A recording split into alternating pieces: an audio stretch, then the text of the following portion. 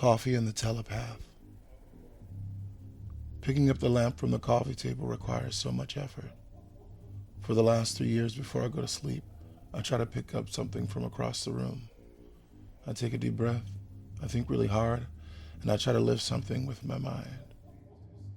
I think I'm a telepath. And Elliot thinks I'm obsessed.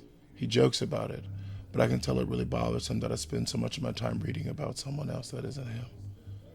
I'm torn. I casually joked to Elliot that I might want to drop off the grid, and Elliot laughed in my face. I know he loves me, but I was still very hurt. Elliot says that he's had enough. I quit my job last month and haven't been looking for a new one. I just spend the days practicing.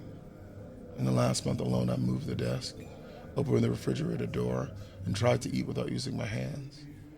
After a full night's sleep and when I'm not hungover and I'm alone in the apartment, my powers are noticeably improving. I spend 8 hours a day moving things around the house. I couldn't be happier. Elliot thinks that I'm selfish and that if I keep up like I am, I'll end up to be one of those old sad gays who sits on the Starbucks on 18th Street. The argument didn't end well. He moved his stuff into the living room and told me I had 3 days to make up my mind. I told him that I loved him.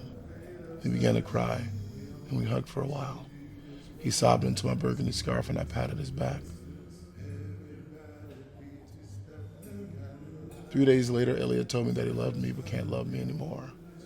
I was as understanding as a pile of bricks. I told him that I understood, but I was honestly relieved that he was leaving. I carried his favorite lamp all the way from the 3rd floor to the truck outside. I didn't touch it once, and I couldn't help but smile.